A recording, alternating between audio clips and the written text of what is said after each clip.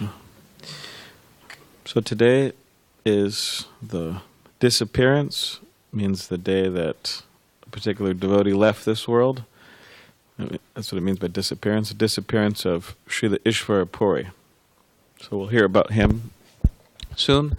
So on the disappearance days, we sing this song by Srila Narottam Das Thakur.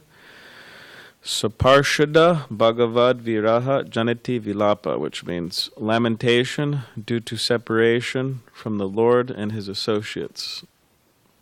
So it's a song of separation.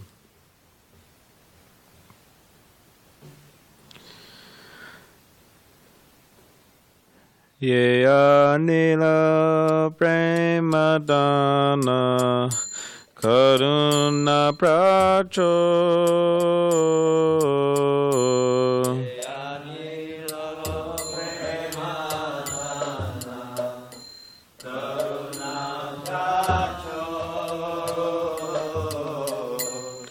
Hena Prabhu Kotagela Acharya Thakur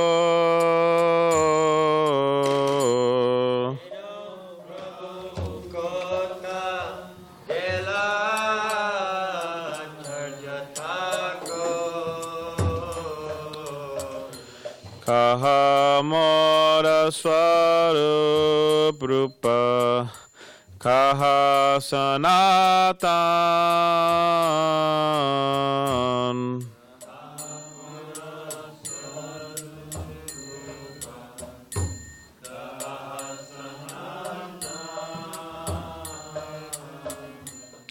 Kaha Dasa Raghunatha Patitha Pavan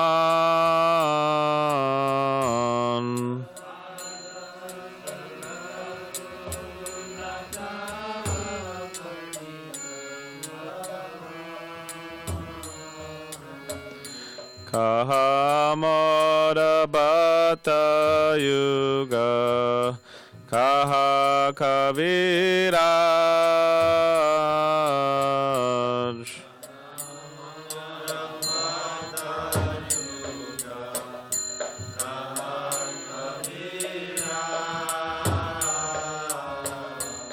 Eka Kale Kotagela Gora Nataraj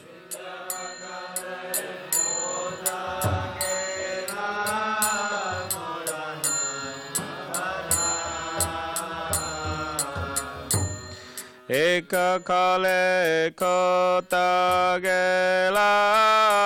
Gora Nataraj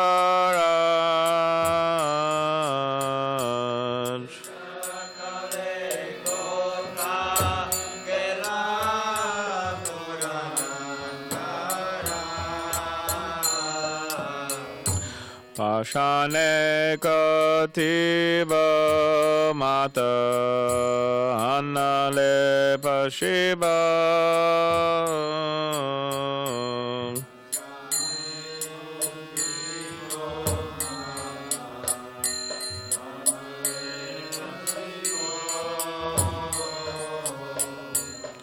Koranga Gunera Nidhi Kotagele Pabu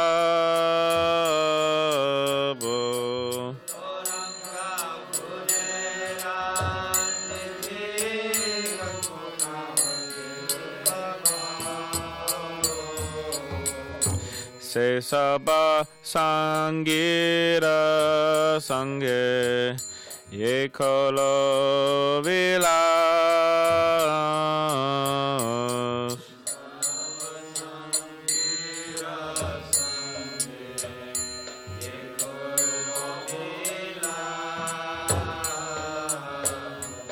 Se Sangana Paya Kande Narottamada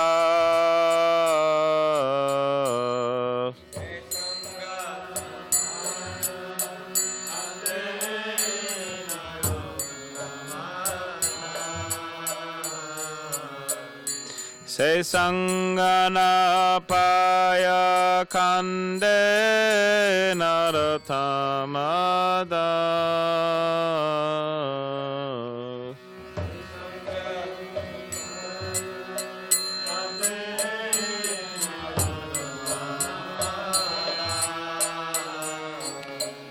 Ye anila prema dana karuna pracho.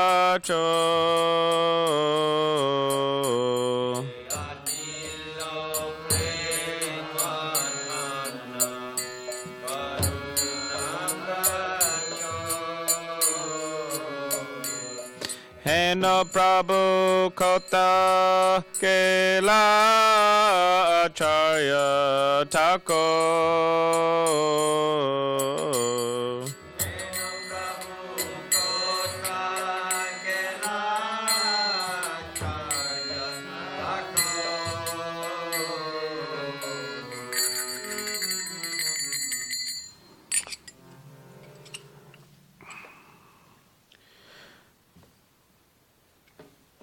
Okay, the word by word. Not the word by word, the translation. He who brought the treasure of divine love and who was filled with compassion and mercy, where has such a personality as Srinivas Acharya gone? Where are my Swarup Damodar and Rupa Goswami? Where is Sanatan? Where is Raghunath Das, the savior of the fallen? Where are my Raghunath Bhatta and Gopal Bhatta? There's Gopal Bhatta. Right? And where's Krishnadas Kaviraj? His name's Gopal Bhatta, by the way. And where's Krishnadas Kaviraj? Where did Lord Gauranga, the great dancer, suddenly go? I will smash my head against a rock and enter into fire. Where will I find Lord Gauranga, the reservoir of all wonderful qualities? Being unable to obtain the association of Lord Gauranga, accompanied by all of these devotees, in whose association he performed his pastimes, Narottam Das simply weeps.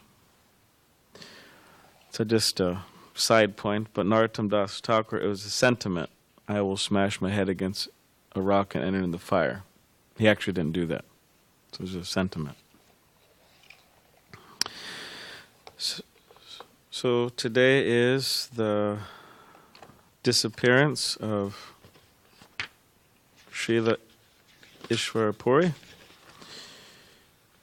Ishvara Puri is a very important personality within the Gaudiya Vaishnava tradition. So we could just read about him.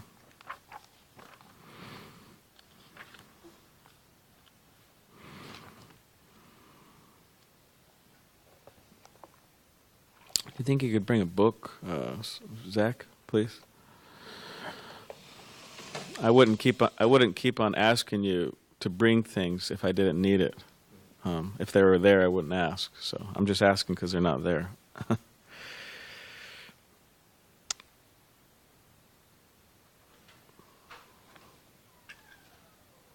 All right, so this is something about Ishvara Puri. Receiving the seed of Krishna Prem from Madhavendra Puri, says Madhavendra Puri, and then there's Ishvara Puri. So Ishvara Puri became the spiritual master of Sri Chaitanya Mahaprabhu, Lord Chaitanya. Oh, the Bhagavatam.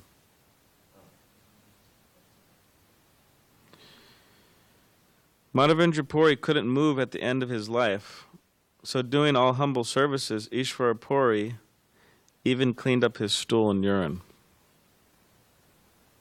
So that's humble service, right? So Ishvara Puri was very humbly serving his spiritual master Madhavendra Puri. Ishvara Puri helped his guru to remember Sri Krishna by always chanting Hare Krishna and telling Radha Krishna's pastimes. Pleasing Madhavendra Puri by these menial acts, Ishvara Puri received the treasure of Krishna Prem from his spiritual master.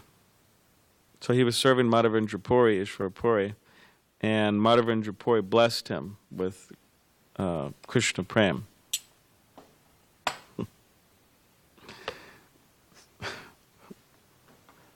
thinking about all these people who, there's so many people throughout SanDiego who work as, what do they call it, caretakers, taking care of the elderly and sick, which practically everybody needs at some point in their life. Maybe some of us will also need that. But there's so many job opportunities because there's so many elderly people. But all of these people, they may be doing it out of the goodness of the heart. They're good people. They like to help people, and also they get paid to do it in many cases. And they may get some good karma or some satisfaction from it. But here, Madhavendra Puri, who was the elderly sick person in this instance, he was being served by Ishvara Puri. So it wasn't just an ordinary, like anywhere in this SanDiego or any other place in the world, a care taking care of an elderly person, but it was Ishvara Puri, who was a great devotee, taking care of Madhavendra Puri, who was a great devotee. And Madhavendra Puri, so Ishvara Puri just didn't get, he wasn't getting any salary, and he wasn't getting any good karma for it, but he got something even not even in comparison to any of these things, namely love of God. So that was the treasure that Madhavendra Puri blessed him with. So if you have an inclination to serve, you could serve great devotees, and you'll reach the goal of life. Sri Ishvara Puri again showed exemplary humility, the ornament of a true Vaishnava, when he first met Sri Advaitacharya. Finding Advaita Prabhu busy serving his deity, Ishvara Puri sat down patiently and shyly. Although he was a Vaishnava sannyasi, Ishvara Puri introduced himself with, you know what he said? Does anyone remember what he said? Huh? No. Why would he say that?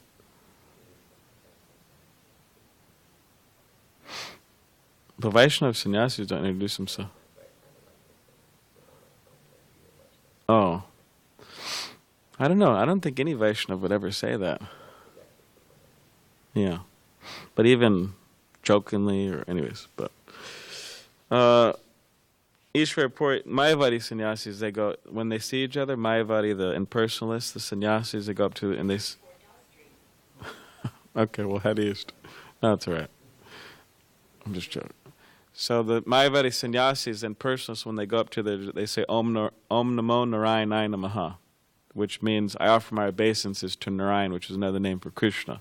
So in other words, I'm calling you Krishna. And then he says it to me. So my spiritual master said he's a sannyasi, so he was in India, and sometimes they go up to him like that. He says, no. So he didn't say that. Ishvara Puri didn't introduce himself. He introduced himself by saying, I am a Shudra of the lowest class. So he said, I'm an ordinary worker of the lowest class. I'm not anyone very important.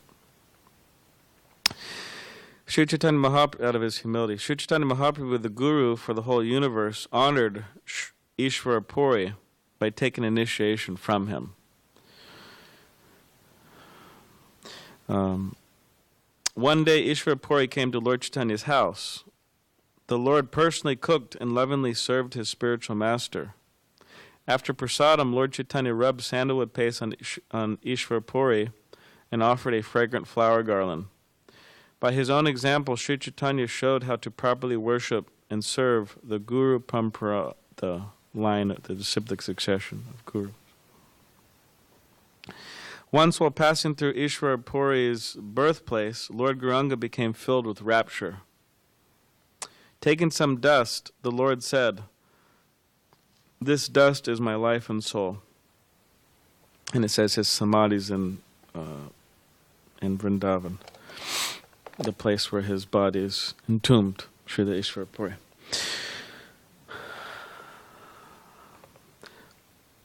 All right, so Ishvara Puri ki jai. Hare Krishna. Okay, so now we'll read the Bhagavatam.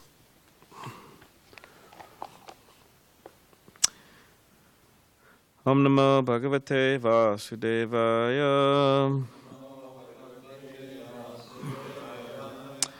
Om Namo Bhagavate Vasudevaya. Om Namo Bhagavate Vasudevaya. Okay, so we're reading from Srimad Bhagavatam, Canto 4, entitled Creation of the Fourth Order. Chapter 9, Dhruva Maharaj returns home. We're on text 63. So we don't know what creation of the fourth order is referring to. And did any of the previous acharyas ever entitle cantos of the Bhagavatam? Okay, because Prabhupada entitled cantos of the Bhagavatam. But we don't know if other acharyas did, because maybe we could look back and see. Creation of the fourth order. The whole canto is called that. Udyanani cha ramyani Vichitra amaradrumai Kujadvi hangamityunar Gayan mata madur vratahi Udyanani cha ramyani Vichitra amaradumai Kujadvi hangamityunar Gayan mata madurvatai Udyanani charamyani Chitra amaradumai Kujadvi hangamityunar Gayan mata madhuvratai.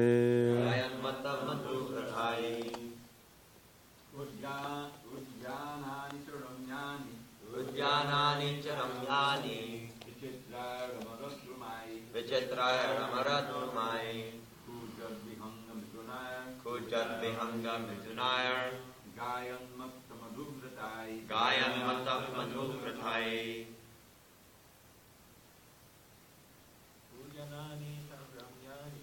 Udyanani charamyani Vichitraya ramaradrumai Kujat vihanga mitunaya Gayan matam madhuvratai. Udyanani charamyani Vichitraya ramaradrumai Kujat vihanga mitunaya Gayan matam madhuvratai. Udyanani charamyani Vichitraya amaradrumai Kujat vihanga mitunaya Gayan matam madhuvratai.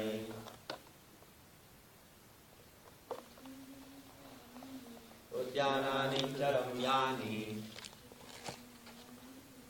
Vichitraya amaradrumai Kujat vihanga mitunaya Gayan matam madhuvratai.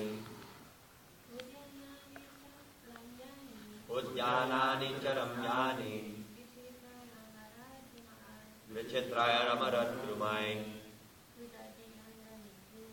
Kujat vihanga mitunaya Gayan matam madhuvratai.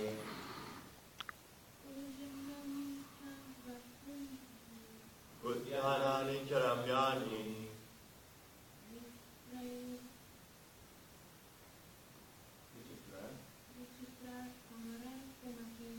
Vichitraya amaradrumai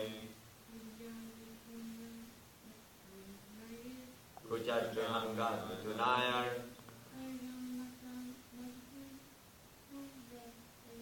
Gayan matam madhuvratai. Okay. Word by word translation. Udyanani Gardens. Cha, also. Ramyani, very beautiful. Vichitrayi, various. Amaradumai, with trees brought from the heavenly planets. Kuja, singing. Trihanga, of birds. Mitunai, with pairs. Gayat, humming. Mata, mad. Madhuvratai, with bumblebees. Okay. Translation. The king's residence, so this is talking about King Uttanapad, Dhruva Maharaj's father. Dhruva Maharaj is coming home. The king's residence was surrounded by gardens wherein there were varieties of trees brought from the heavenly planets. In those trees there were pairs of sweetly singing birds and almost mad bumblebees, which made a very relishable buzzing sound. Purport. In this verse, the word Amaradumai, with trees brought from the heavenly planets, is very significant. The heavenly planets are known as Amaraloka, the planets where death is very much delayed. Because the people live for 10,000 years according to the calculations of the demigods, in which our 6 months are equal to 1 day. The demigods live in the heavenly planets for months, years, and then in 10,000s of years according to demigod time. And then again, after the results of their pious activities are exhausted, they fall down to this earth. These are the statements that can be collected from Vedic literature. As the people there live for 10,000 years, so also do the trees. Of course, here on this earth, there are many trees which live for 10,000 years. So what to speak of the trees on the heavenly planets? They must live for more than many 10,000s of years. And sometimes, as practiced even now, some valuable trees are taken from one place to another. It is elsewhere stated that when Lord Krishna went to the heavenly planets with his wife, Satyabhama, he took a parijata flower, tree from heaven, and brought it to the earth. There was a fight between Krishna and the demigods due to the parijata trees being taken from heaven to his planet, to this planet. The parijata was planted in the palace of Lord Krishna, which was occupied by Queen Satyabhama. The flower and fruit trees in the heavenly planets are superior, for they are very pleasant and tasteful. And it appears that in the palace of Maharaj Uttanapada, there are many varieties of such trees. So I'll just read 2 more. There were emerald staircases which led to lakes full of various colored lotus flowers and lilies, and swans, karandavas, chakravakas, cranes, and similarly valuable birds were visible in those lakes. Purport. It appears that not only was the palace surrounded by compounds and gardens with varieties of trees, but there were small man-made lakes also, where the water was full of many colored lotus flowers and lilies. And to get down to the lakes, there were staircases made of valuable jewels such as emeralds. By the beautifully positioned garden houses, there were many luxuriant birds such as swans, chakravarkas, karandavas, and cranes. These birds generally do not live in filthy places like crows do. The atmosphere of the city was very healthy and beautiful. It can simply be imagined from its description. 1 more. The saintly King Uttanapada, hearing of the glorious deeds of Dhruva Maharaj and personally seeing also how influential and great he was, felt very satisfied. For Dhruva's activities were wonderful to the supreme degree. Purport. When Dhruva Maharaj was in the forest executing his austerities, his father, Uttanapada, heard everything about his very wonderful activities.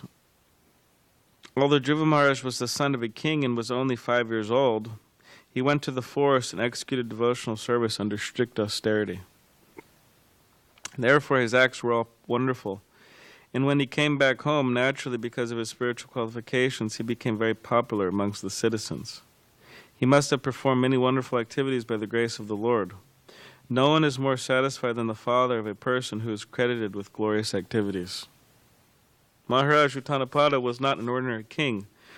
He was a Rajarshi, a saintly king.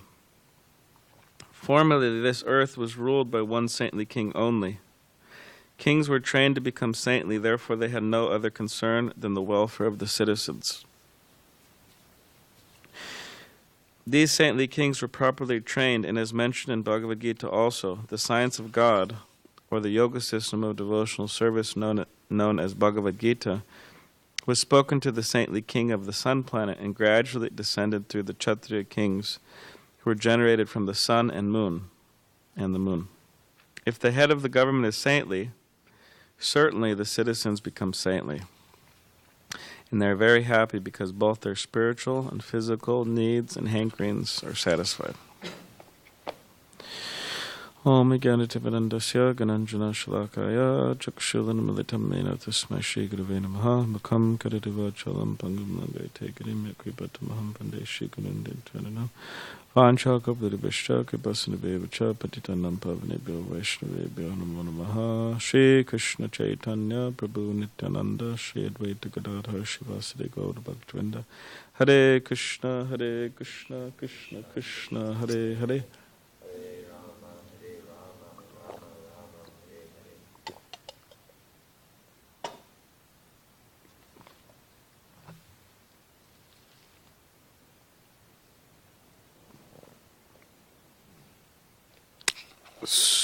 Krishna. Hare Krishna. Hare Krishna. So, from the Vedic conclusion, we see that there are not just humans, but there's demigods, and there's not just demigods, but there's God, Krishna. Of course, within India and now all over the world, people have a concept that the demigods and Krishna are on an equal platform. Of course, there's so many reasons and shlokas, like Krishna says in Bhagavad Gita, Kamastar Hitagyana Prapadyate the Devata. Those who worship the demigods, neglecting me and trying to fulfill their desires, worshiping the demigods, are considered to be unintelligent. So, anyways, there is a difference, and they're not equal, Krishna and the demigods. And interesting enough is that the demigods, they know that. Lord Brahma knows that. Indra knows that. Different demigods, they know that. And still, at times, they fall into illusion. They forget Krishna's supremacy. They forget his supreme position, and they fall into illusion, and they think that they're equal with Krishna. And that is displayed in so many cases, like Lord Brahma, the Brahma Vimohan Leela, in which Brahma he steals all the cows, the cowherd boys, trying to play a trick on Krishna. And eventually, Lord Brahma realizes that, Krishna is the Supreme Personality of Godhead, and he offers all these wonderful prayers. So it doesn't work, his trick he tried to play on Krishna. Or we have Lord Indra, right? This is New Govardhan Dham, SanDiego, Pacific Beach. Of course, it's New Govardhan Dham. So, which Govardhan is the hill in which Krishna lifted. So, and why did he lift it? Because Indra got really angry and furious because Krishna was trying to stop the Indra Yagya, or the sacrifice, the ceremony that was going to be performed for Indra's pleasure, and so because Indra's in charge of the rainfall. So Krishna stopped that, and Indra got really upset. And then Indra, he sent these Samvartaka clouds, which are the clouds of devastation. So they're the clouds that flood the whole earth when it's time for the earth to be destroyed. So he's trying, in essence, he was trying to kill Krishna in the residence of Vrindavan, which is like the biggest offense. So in other words, he forgot. So even though he forgot at that particular time in the Govardhan pastime, this Leela of Krishna, still later on in Krishna's life, it happened again. And it's being brought up here. Krishna, when he married all the 16,108 queens, one of the queens' names was Satyabhama.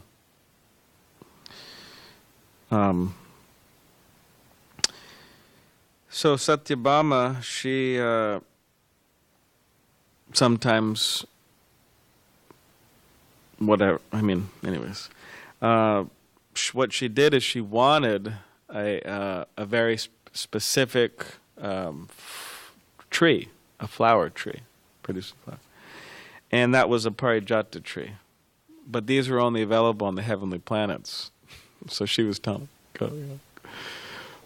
I want this tree, whatever she was saying. So then Krishna, he felt obliged. And the point is made there. It's not that Krishna was handpicked. Means he wasn't, controlled by his wife. But because she's a pure devotee, he agreed to do it. So it's not like, you understand what I'm talking about. So he so he did it. He went all the way to the heavenly planets, and however he made it there. I don't know if it explains how he went there, but oh, Garuda. All right, Garuda. There you go. The bird carrier Garuda. So Garuda, he's a pure devotee.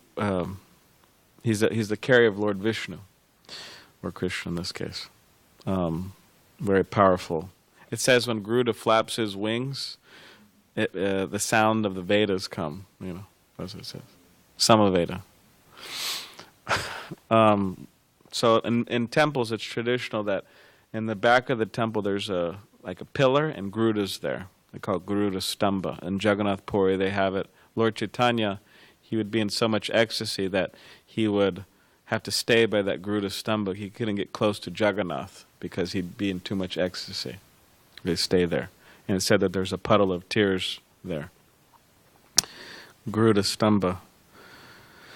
And so devotees follow that, or within temples. For example, Laguna has a Garuda, small Garuda. L.A. has a Garuda. Phoenix, we saw there's a Garuda. So we thought we should have a Garuda too. So we're going to have a Garuda just above the door here. So he's being made in India now. So Garuda brought him to the heavenly planets and met Indra, and then Krishna asked for the parijata tree. And what did Indra say? No. He said, no, I'm not good. So then there's a whole, they fought, right? True, they fought, and guess who won? Krishna won. And he got the tree. And he brought it back and planted it, and Satyabhama was very satisfied, happy. So this is a point that demigods, they know that they're servants, but they forget. So therefore they're not pure devotees. Because pure devotees, they don't forget. It's not that they forget one day, they try to fight with Krishna or whatever, forget Krishna. So that's how you know if we're pure or not, pure devotees. If we don't forget Krishna. And also it's describing here the wonderful state of existence within, what is it, Satyuga? It's Satyuga, right? Yeah, Satyuga. Satya means truth, the age of truth. And we're in the age of untruth, right? Untruth? That's the word, right? Untruth. So, the age of coral we're in which everything is, in many ways, degrading. So, it says here that there were so many beautiful birds there was so many wonderful trees and flowers and lakes and so on. This is the state of Satya Yuga.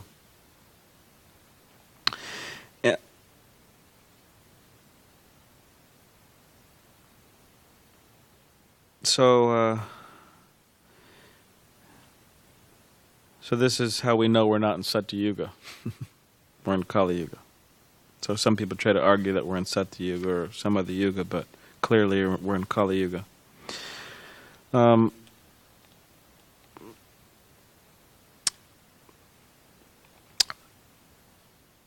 Dhruva Maharaj, he was executing these severe austerities, which were just completely inconceivable, as we've discussed so many times in the past.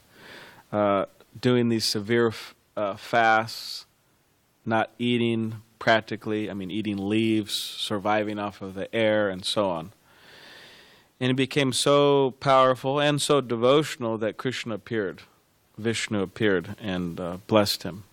So now Dhruva Maharaj is returning home, and Srila Prabhupada's mentioned in the purport that the king, he heard about all these wonderful things his young son was doing in the forest, all these severe austerities, and how wonderful they were.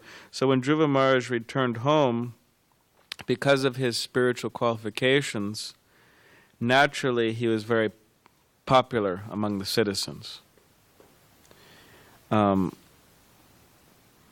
And he makes the point that a father is, no one is more satisfied than the father of a person who is credited with glorious activities. And interesting enough, his Chanaka Pandit, he says that a son, for whatever reason, he doesn't mention a daughter in this case, but whatever the principle's there. A son who doesn't become saintly or doesn't become a devotee, you know what he says? Does anybody remember what he says? Zach, you remember? Close. Yeah, he's no better than urine. So one devotee, he's a devotee, and his son's a devotee. His son's a young devotee, initiated. He's probably, he's in his 20s, and his father, whatever, he's 50 or something like that. Locals here in SanDiego. So he tells his son, hey son, don't be like urine, Be valuable. So yeah, for parents, and anybody who has parents, everybody has parents, for the most part, but anybody who is a parent or is planning to be a parent, if there's a daughter or a son, one of the main things they want to see for the daughter and the son is for them to be successful. And most people, it's on a material level. And if they're devotees, it's on a spiritual level. They want to see them saintly. They want to see them Krishna conscious. And that is their greatest pleasure. That's their greatest pleasure, that yes, my son, my daughter, they're devotees. And in many ways, the greatest pain is that when that's the opposite. When the parent, the child, the son, the daughter, they're just out of control, and it's very painful. So you can imagine how much Dhruva Maharaj's father was feeling pleasure, great pleasure, knowing that my son, my 5-year-old boy, this is what he's done. So proud of his son for becoming a pure devotee of Krishna. So similarly with those of us who are initiated by a spiritual master, or those of us who plan to be initiated by a spiritual master, it's not that at the time of initiation we've reached the goal of Krishna consciousness. Means that I'm now in the disciplic succession, I'm in the succession of gurus, and I have a saintly spiritual master, and I have a spiritual name, right? I'm in the group. So it's not that we reach the goal. Initiation, literally, just means the beginning of spiritual life. It just means the beginning. So, but what really needs to happen is that by the way we think, by the way we speak, and by the way we act, we have to become absolutely saintly in everything we do. Now, of course, there's mistakes, there's problems, there's issues, whatever, but we have to strive for that. And why I say thinking, it's not just physically, moving our bodies. We are doing saintly things, right? We got our hands in our bead bag, we're chanting, or we're taking Krishna Prasad, or we're bowing down. Okay, fine, that's good. It's saintly activities done with one's body. That's great. But the speech has to follow, and also the mind, what we're thinking, has to be Krishna conscious. And then we could, just like Dhruva Maharaj's father was so proud, we can make our spiritual master, who is said to be like the father. He's the father, the Vedas are the mother. We can make our spiritual master proud. So that's the idea. That's what we want to do. And one of the ways in which the spiritual master becomes proud of us is when we become saintly, as Srila Prabhupada makes the point here, that why is a king considered saintly? And why is a king considered sinful? A king is considered sinful because he's absolutely selfish and self-centered and doesn't care about anybody. And a king is considered saintly because he cares about the welfare of the citizens. So this is also indication that we have to become saintly, and one of the characteristics of becoming saintly is to care about others. Means persons within our lives, and aside from that, extending it out into the whole, as far as possible. The city, the state, the country, the world, whatever. Just extending that care in practical ways. And this has, and Prabhupada says, these saintly kings were properly trained, so we also have to be trained, as mentioned in the Bhagavad Gita.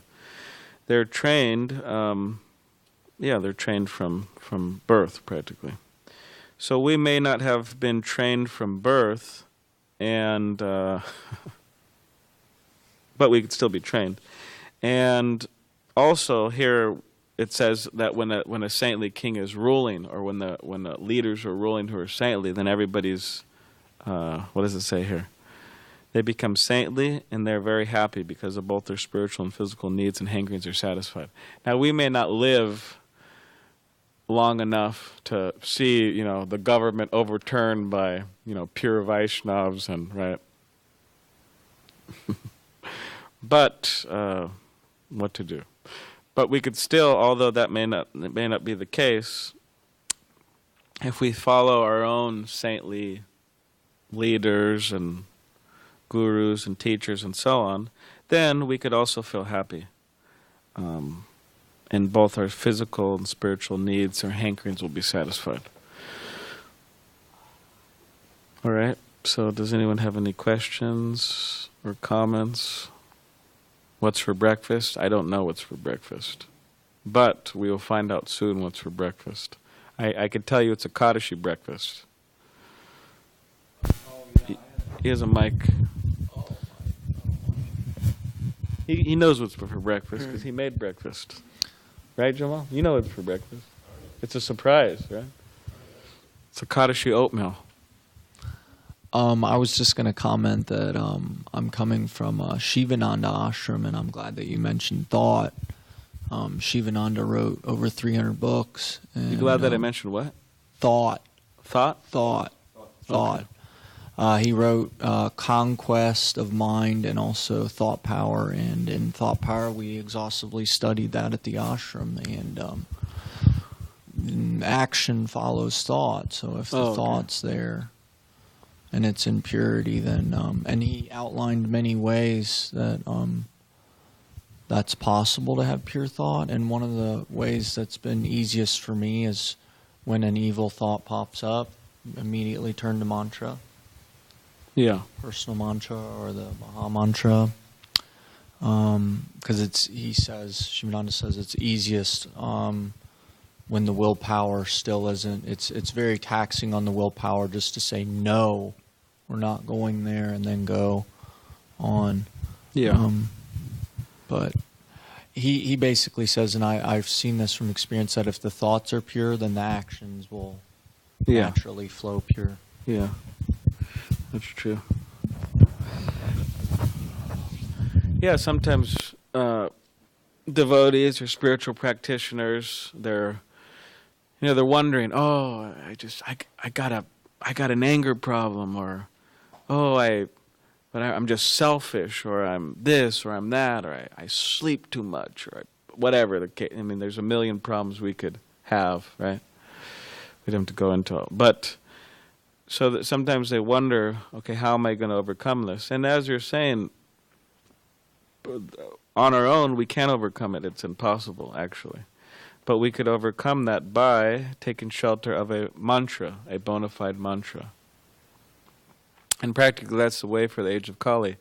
And as one very important Vedic literature, it is the Brihad Aranya Upanishad or something, says, Harinama, Harinama, Harinama eva kevalam kalau nasteva, nasteva, nasteva gatiran yata. Javeda Prabhu, can you please give us your English poetic rendition in the mic, please? If you want to achieve the supreme goal of life in this age when dissension and chaos abound, there is no other way, there is no other way, there is no other way that can ever be found but to chant Krishna's name, but to chant Krishna's name, but to chant Krishna's name with a stout-hearted bow, and to pray, O Lord Krishna, O friend of the poor, let my head ever run to your lotus feet bow. Sure. So yeah, to take shelter of Krishna's names, that's the process for this age. So whatever and Prabhupada would say that, like, remember there was this, I wasn't there, but I read it. There was this fellow in San Francisco. You know, people in San Francisco, I'm just joking. People in San Francisco are a little wild sometimes, Of course they're everywhere, but, crazy, this and that. So, anyways, this person, especially in the 60s, I mean, everyone was drugged out and all this, like really drugged out. So some guy, in the Leela Amrita, when you read Srila Prabhupada's biography, the San Francisco section is just packed with all these people, like outrageous people fighting Prabhupada in the class. They would raise their hand, they would, shout at Prabhupada, all types of things. I mean, one woman, she was on LSD, so then what she did is she knocked on Prabhupada's door, like at 1 in the morning, knocked on his door, and then Prabhupada answered the door, and then she like screamed and "Whoa!" And then she like kind of pushed Prabhupada out, and she went in Prabhupada's room and locked the door. And then Prabhupada was in the hallway, and he walked down a few rooms, and he knocked on his disciple's door, and he says, Mukunda, this woman here, and she locked me out of the apartment, and he comes out, and he has a key, and lets her back in, and gets the woman out, and then the next morning or the next day, the woman shows up to class, and she's more sober and everything. She goes to Prabhupada, she says, "Oh, I'm very sorry," and then Prabhupada starts to laugh, and and he kind of imitates how she yelled at him, but it's just this crazy yell, "Ooh, oh," with LSD. So anyways, one time this boy, he was saying, whatever, in his 20s or 30s, whatever, he was saying, Prabhupada, my mind, it's just, I can't control my mind, it's just crazy, and it's chaotic, and saying, just my mind. And Prabhupada said, he said, you should chant Hare Krishna. And then the boy kept on saying, my mind, my mind. And then Prabhupada said, this is all I have to offer, this is the medicine, that's all I have to offer, you just have to accept it. So, but yeah, mantra, that's good. Chamo? So this is more of a technical question, actually a history question. History? Well, I feel like Javeda Prabhu may know the history behind the question. But So we're discussing Rajarshis, or saintly kings, and how they're ruling over the earth or the people, makes the people saintly as well. But some time ago, like during the Roman Empire and the Romans. before, the church and state, they weren't separate. They were together. They were one. But then we have this idea came about that church and state don't mix well. They don't go together. So why is it that in the distant past, which what we're reading about, the church and state, they go together, but nowadays it's said that they don't go together? Why is that? Well, what happened, the reason why we have in America this separation of church and state is because the United States was colonized by what you could call refugees from Europe who had bad experience of bad church and bad state. You had these kings who ended up with Henry VIII or something, just completely corrupt, and you also had the church. I mean, the Catholic Church became corrupt. That's why there was the Reformation. But even then, you had the kings in England, especially they had they went off from the Protestant, and they had their own Church of England. But there was all kinds of repression and burning at the stake and all from the church. So they had hoped that the state would be controlled, that there would be some way that they would have virtuous people in the state, and if not, well, we have balance of power. So if they tried to hedge the bets. So one of the main things was that they didn't want to have that. All the power in this of the church and the state together, and if they both become corrupt, it becomes just hellish. So that's why they had. But if you have the saintly kings, if you have actual Rajarshis, that's the whole point. I mean, we have so many examples in the Bhagavatam of corrupt kings who just oppress the people, whether it's Vina or Anyakashipu or Kamsa, and they had their corrupt Brahmins, their corrupt government that was oppressing the people. So the real key is that the leader, those who have the power, are actually saintly, and that they defer to actual Brahmins. As soon as the Brahmin class becomes corrupted, you're going to have trouble in society, and that's what we have now. It's so corrupt that the intelligent class is paid off to write things, and that just like with the cigarette smoking. For years they would pay doctors to have ads. I remember in Life magazine, you'd open it up, and there they were. Yes, there's no proof that actually, the guy he has his little stethoscope on with the white suit, that there's any connection between smoking and cancer, And finally, it came about. So that's the reason why it's not an eternally Vedic principle to be separation of church and state. I mean, Prabhupada would always say this is one of the problems in India, because they thought, it was all of these different religions. We can't have any religion in the state, so there's rigidly you can't read Bhagavad Gita in the class and all this like that. So there's a downside to it.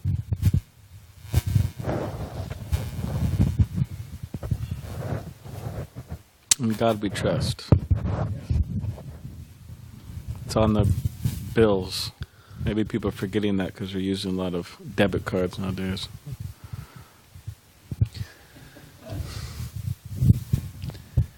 Something a little more on the esoteric side. I'm not 100%. Maybe Dravida Prabhu can clarify. Satyabhama, I've heard, and this has been some time, but she's actually an expansion of Radharani due to her fiery and adventurous mood. Is this true? Chandravali is Rukmini. I see. Lalita Madhava. Okay. Excellent. So Radharani, Satyabhama's expansion of Radharani. And Chandravali's Rukmini's expansion of Chandravali. more submissive. Rukmini is more submissive, yeah. Because the pastime where Krishna was teasing Rukmini and saying, "Why did you marry me?" and this and that. I'm just this. I'm just and Rukmini, she just fainted, and then Krishna tried to console her and all that. Because Krishna was yeah. Because Krishna was trying to make her angry, trying to get that fire out of her, but it was difficult because she's coming from. Would you say Chandravali? So Radharani is a little more fiery. Okay. Try. Okay, Granth Srimad Bhagavatam ki jai.